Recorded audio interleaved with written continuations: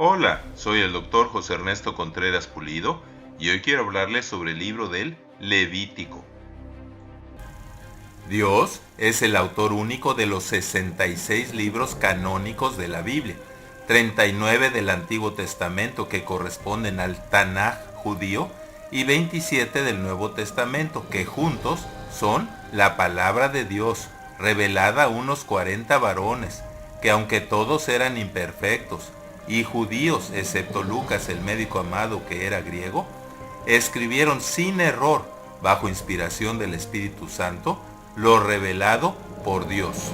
El Antiguo Testamento se escribió entre los años 1500 y 400 a.C., en hebreo, aunque tiene unos pocos pasajes en arameo, y trata predominantemente de la relación de Dios con su pueblo escogido, Israel.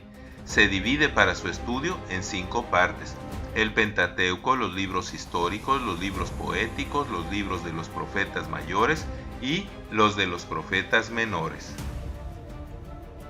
El autor del Pentateuco, que quiere decir 5 libros y equivale a la Torá judía, es Dios, pero fue escrito por Moisés en el desierto, después de que liberó a Israel de su cautividad de 400 años en Egipto.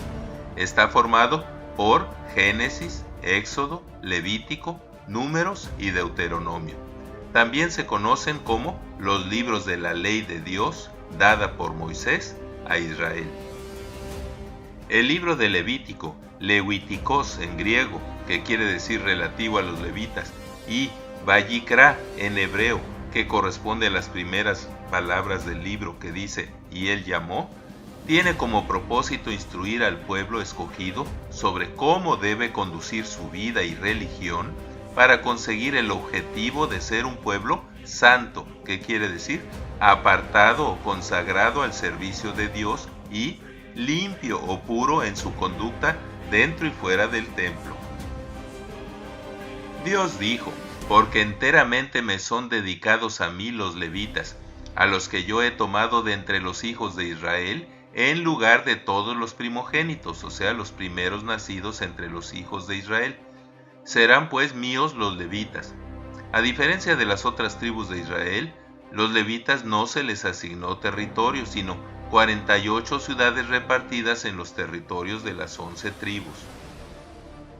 Los levitas hacían todo lo relacionado con el tabernáculo y luego el templo de Jerusalén: la adoración, la alabanza, el sacrificio, ofrendas y más. Aunque no cosechaban tierras, los levitas vivían de los diezmos, primicias y demás ofrendas del pueblo de Israel. Ejercieron su oficio hasta la desaparición del templo en el 70 después de Cristo. Los términos sacerdote y levita fueron sinónimos. La palabra santo aparece más de 80 veces en Levítico, y el pasaje clave es: el Señor habló con Moisés y le dijo: habla con toda la congregación de los hijos de Israel y diles: ustedes deben ser santos porque yo, el Señor su Dios, soy santo. Y todas las normas y estatutos de Levítico tienen como propósito que el pueblo israelita sea diferente, o sea, santo ante los demás.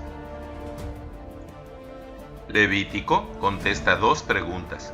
¿Cómo puede el humano pecador tener comunión con un Dios santo? ¿Y cómo puede mantener su pureza en la vida diaria para no perder su comunión con Dios? Aquí se explica la importancia de los sacrificios expiatorios, o sea, que cubren los pecados sin quitarlos, y del sacerdote levita, que es un mediador entre Dios y los humanos. Se exponen las funciones y leyes para el ministerio sacerdotal, que son los únicos que pueden presidir el culto a Jehová, llevar a cabo los sacrificios e interceder por el pueblo ante Dios. La figura central del Levítico es el sumo sacerdote. El primer sumo sacerdote fue Aarón, y solo su dinastía, Kohanim, fue asignada por Dios para ejercer el sacerdocio en Israel. En Levítico se da especial importancia al carácter simbólico de los ritos, el culto, las ofrendas, los utensilios, instrumentos, sacrificios e inclusive de las vestimentas y ornamentos de los sacerdotes, que al ser apartados y consagrados para el uso y servicio exclusivos de Dios, son considerados santos. El libro de Levítico se divide en 5 partes para su estudio.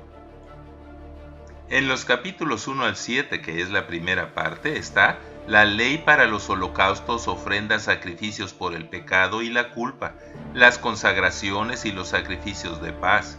Se podían sacrificar vacas, ovejas, cabras, carneros, tórtolas o palominos, dar ofrendas asadas o cocidas y ofrendar flor de harina. El altar debía estar siempre encendido y toda la grasa y la sangre debían ser siempre quemadas. En los capítulos 8 al 10, que es la segunda parte, están los rituales de consagración de Aarón y sus descendientes como sacerdotes y sumos sacerdotes. Dice, esto es lo que el Señor ha ordenado hacer. Entonces Moisés hizo que Aarón y sus hijos se acercaran y los lavó con agua, luego le puso a Aarón la túnica, le ciñó el cinto, lo cubrió con el manto, le puso el efod y el cinto. Luego le puso el pectoral que contenían las piedras del Urim y Tumim, después le puso la mitra sobre la cabeza con la placa de oro y la diadema santa, tal y como el Señor se lo había ordenado, y derramó sobre él y sus hijos aceite de la unción, y sacrificó los becerros de la expiación y el de las consagraciones, y con su sangre tocó sus orejas y pulgares derechos de manos y pies. En Levítico 10 dice, Nadab y Abiú, hijos de Aarón, tomaron cada uno su incensario y pusieron fuego e incienso en ellos, y ofrecieron delante del Señor un fuego extraño, que él nunca les mandó ofrecer.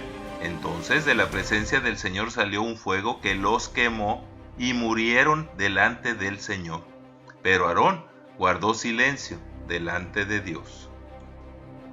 En los capítulos 11 al 16, tercera sección de Levítico, se enumeran los animales limpios que podían comer, incluyendo peces, aves e insectos, y los considerados inmundos, y se dice que el que toque un cadáver debe lavarse y considerarse inmundo hasta la mañana siguiente, y que el agua, utensilios, hornos, ropas, etc., que fueran contaminados por cadáveres, deben desecharse.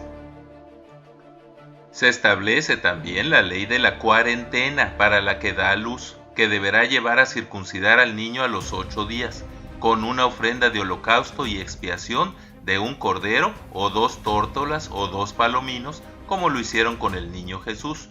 También las leyes sobre la hinchazón, erupción, llaga o mancha blanca en la piel que parezca ser lepra. También se da la ley sobre la menstruación y los flujos en varones y mujeres. Por último, se describe la fiesta anual de la expiación, el Yom Kippur en hebreo, el 10 del 7º mes y los holocaustos que le acompañan. En la siguiente sección, capítulos 17 al 25, se prohíben los matrimonios consanguíneos, el adulterio, la homosexualidad, el bestialismo y toda impureza sexual. También dice que el hombre y la mujer que evoquen espíritus de muertos o hagan adivinación han de ser muertos. Se prohíbe la idolatría y se da la ley del talión, ojo por ojo y diente por diente. Pero se dice que toda la ley se resume así: ama a tu prójimo como a ti mismo. Sean santos porque yo el Señor soy santo. Yo los he apartado de los otros pueblos para que sean míos. Luego se mencionan las 7 fiestas solemnes de los judíos aparte del sábado, que son la Pascua, la fiesta de los panes sin levadura, la fiesta de las primicias, la fiesta de los tabernáculos, la fiesta de las semanas o Pentecostés, fiesta de las trompetas, o sea el año nuevo del calendario lunar judío, y el día de la expiación. También se menciona el 7º año que ha de ser de reposo para la tierra y el año del jubileo cada 50 años. Termina Levítico con una serie de bendiciones a millares a los que aman a Dios y guardan sus mandamientos, y una serie de maldiciones si no me oyen ni cumplen con todos estos mandamientos míos, dice Dios. Este será un estatuto perpetuo para ustedes y para sus descendientes donde quiera que ustedes habiten.